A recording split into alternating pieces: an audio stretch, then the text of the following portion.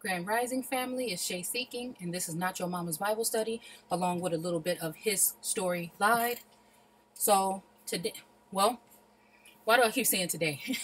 So we're gonna go ahead and try and do another short video on this here article or this information that I've found.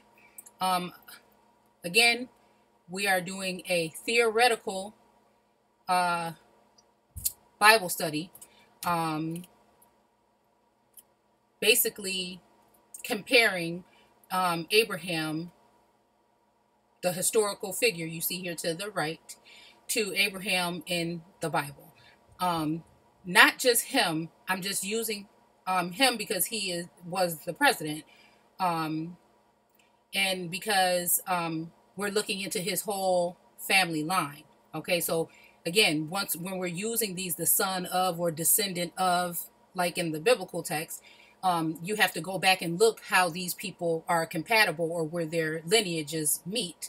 Same thing I'm doing here with the text. And it just so happens that the correlations are like outstanding here. So let's keep on going. So this is part 2. If you haven't watched part 1, it will probably be best for you to do that.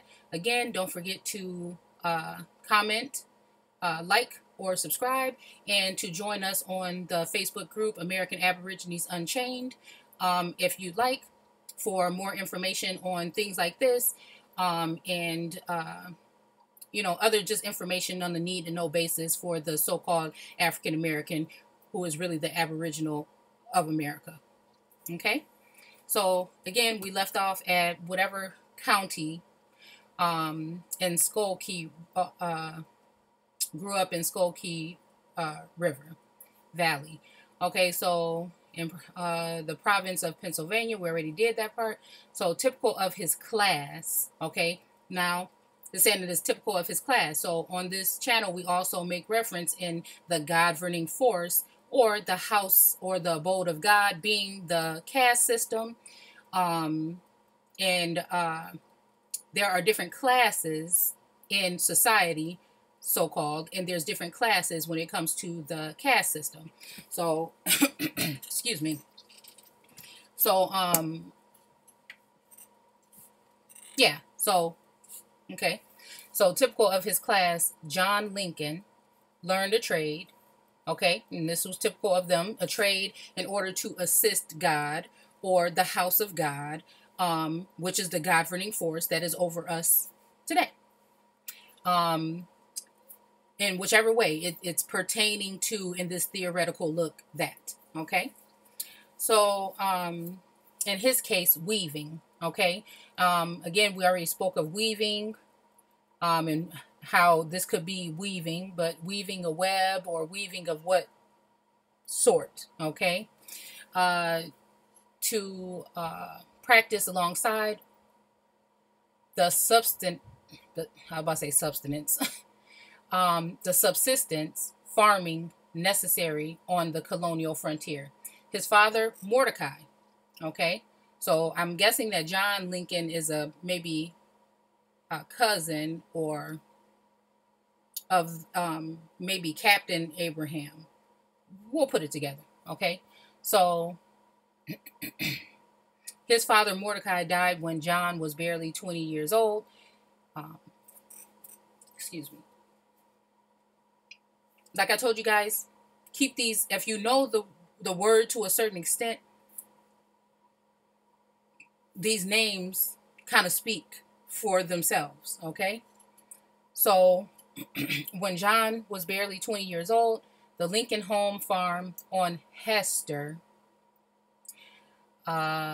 Creek, in what is now Exeter Township, Berks County, was left to John's half-brother.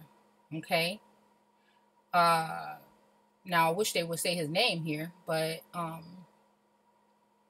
there's a lot of times in the biblical text where God was handing over lands, or a portion of land, to someone that he gave to someone else. And I think in this case, really exactly, because I think that he said, I was giving you the, I think he might have told Aaron, It has something to do with Moses and Aaron and something, and talking about giving the land that he gave to Moses to someone else in a sense.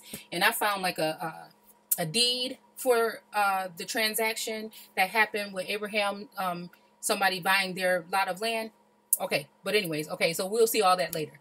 So in what is now Exeter Township, okay, Berks County was left to John's half-brother, the children of his father's second marriage, okay. In 1743, John Lincoln married Rebecca. Keep these names in mind. Rebecca Flowers. Now, when we talk about Flowers Morris, last names really were symbolic for something. I haven't done Lincoln's yet. It would be nice to do that one. But Flowers, that is just making me think of offspring or something that was springing up. And we're in 1720, so that can very well be something that is talking about one of these families from Genesis 1. When we're talking about when you think we're talking about plants and animals, when we're actually talking about people. Yeah, so it would be nice to look at Rebecca's coat of arms for Flowers too, to see what's on that coat of arms, okay? Because that's symbolic for what we're talking about in Genesis. The coat of arms and symbols like that, signs and symbols, okay, are going to be how to identify some of these people in the text and other, things that are like hidden in the background, okay? Excuse me. In 1740, goodness, really? Okay. In 1743, John Lincoln married Rebecca Flowers Morris, 1720 to 1806, daughter of Enoch. Now, that's funny because Enoch, well, wasn't Enoch the one that walked with God? So, again, that would be a very long time ago. So we can, if it's before the 1800s, we can really be talking Old Testament, okay? So, daughter of Enoch Flowers of Carnarvon, I don't know, Township, Lancaster County, Pennsylvania, okay? Rebecca was the widow, so she was the widow of James Morris and the mother of young son Jonathan Morris, okay? Abraham Lincoln was born May 13th, 1744. I think, and even when we're making reference to John Brown being born on May 9th, and these families do cross, okay? So, in what is now Berks County, Pennsylvania, Abraham was the first child born to John and Rebecca. John and Rebecca Lincoln, okay, who had 9 children in all. Abraham born 1744, twins, Hannah and Lydia, born 1748. Isaac, born 1750. Jacob, born 17, do we have it there? Abraham, wait, I'm pointing like y'all can see me. Abraham was the oldest, okay? So we can look in the biblical text and see who was the oldest out of these people and if they were family members or, kin, okay? So, yeah, Abraham, Isaac, and Jacob. And then John, okay, born 1755, Sarah, born 1757, Thomas, born 1761, and Rebecca, born 1767. So again, there's not one name that I've come across yet that's not in the biblical text. It's just finding out where these people correlate with each other in the text. Abraham Lincoln learned the tanner. Okay, so again, the tanner's trade, and we can look at more of what they did, and later took his brother John as his apprentice. Yes? Okay, here I come. A prominent tanner of Berks County in those days was John Boone, uncle to Daniel. Here we go. What did I say, John? James Boone, uncle to Daniel Boone. Daniel? James Boone was a near neighbor to the Lincolns of Hester Creek, and his daughter Anne was married to John Lincoln's half brother. This family connection may have influenced Abraham's choice of occupation. In 1768, Abraham's father, John Lincoln, purchased land in Sedona, Sen, Shenandoah, I don't know, Valley in the colony of Virginia. He settled his family on 600-acre tract on Lineville Creek in Augusta County, now Rockingham County. In 1773, John and Rebecca Lincoln divided their tract with their two eldest sons, Abraham and Isaac.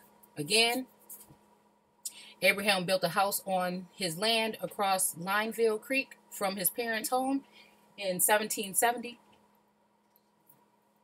In 1770, Abraham Lincoln was issued a marriage license in Augusta County, Virginia. His wife was Bathsheba, and again, they'll say Beersheba or Beersheba on the records. Herring, okay? It's hard to find a lot of information about her, though. A daughter of Alexander, okay, maybe not. Herring, and his wife Abigail Harrison of Lion Creek. 5 children were born to Abraham and Bathsheba Lincoln. Mordecai, born circa 1771. Josiah, born circa 1773. Mary, born circa 1775. Thomas, born 1778, and Nancy, born 1780. During the Revolutionary War, Abraham served as a captain of the Augusta County Militia, okay, and with the organization of Rockingham County in 1778, he served as captain for that county. He was in command of 60 of his neighbors, ready to be called out by the governor of Virginia, and marched ready to be called out by the governor of Virginia. See, now, didn't God call Abraham out and send him somewhere else to do something else at some point in time in this storyline that we might be talking about? Captain Lincoln's company served under General Lachlan McIntosh in the fall and winter of 1778. So there we go. This is very interesting. This is something that people can really go in and look. I've already looked at some of them, and they do correlate with the biblical text, but it would be nice to kind of get a chart going or something. If I have time to do that, maybe I'll do it, but I probably need to so I can be more thorough with my work. But we'll see what we can do about matching these names up and seeing who is who in the biblical text and comparing them and comparing notes. So again, I want to thank you guys for watching. I appreciate your time. Don't forget to comment, rate, or subscribe, and I will definitely see you guys soon. Take care.